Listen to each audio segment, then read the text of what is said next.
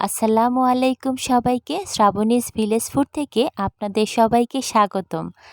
আজকে আমি তৈরি করে দেখাবো কিভাবে চুলায় তৈরি করা যায় পাউন্ড কেক। এই কেক তৈরি করতে যেমন সহজ আর খেতেও হয় ভীষণই মজা। তাহলে চলুন শুরু করা যাক। তার জন্য প্রথমেই লাগবে 2টি ডিম। একটি মিক্সিং বোলে 2টি ডিম ভেঙে দিয়ে দিব। তারপর স্বাদমতো লবণ দিব। 1 কাপ চিনি 3 বারে অল্প অল্প করে দিয়ে ডিমের সাথে বিটারের সাহায্যে মিশিয়ে নেব। ঘরে বিটার না থাকলে হ্যান্ড উইক্স দিয়েও কেক বানানো যায়।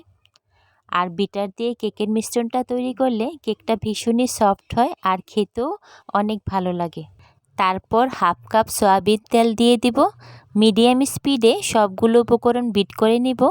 তারপর হাফ চা চামচ ভ্যানিলা এসেন্স দিয়ে দিব। তারপর কেকের যে শুকনো উপকরণগুলো আছে তা একটি ছাঁকনির সাহায্যে ছেঁকে নেব।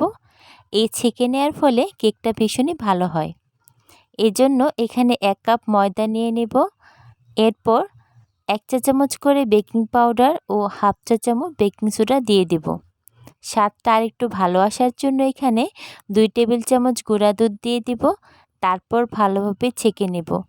এরপর বিটারের সাহায্যে সব কিছু একত্রে মিলিয়ে নেব। একটি চামচের সাহায্যে বলের সাইডগুলো থেকে ময়দা একসাথে ভালোভাবে মিশিয়ে কেকের জন্য একটি ব্যাটার বানিয়ে নেব। এই কেকের ব্যাটারটা একটু ঘন মনে হচ্ছে, তাই একটু তরল দুধ মিশিয়ে নেব। পাউন্ড কেকের এই ব্যাটারটা খুব বেশি ঘন হবে না, আবার পাতলাও হবে না, ঠিক এরকম হবে যেমনটা আমি দেখাচ্ছি।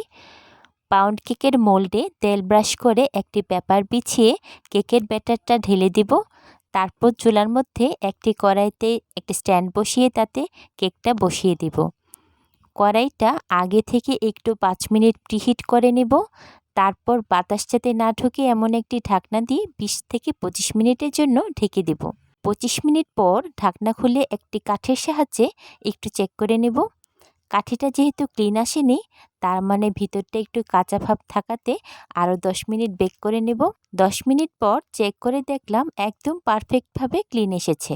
মাশাল্লাহ, কেকটা দেখতেও যেমন সুন্দর হয়েছে আর এই কেকের সুন্দর একটা ঘ্রাণে পুরো ঘরটা একেবারে ছড়িয়ে গেছে।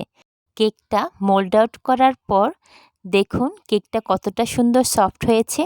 একেবারে বেকারি স্টাইলে তৈরি হয়ে গেল স্বাস্থ্যসম্মত পাউন্ড কেক, যেটা কিনা বাড়িতেই তৈরি করা যায়।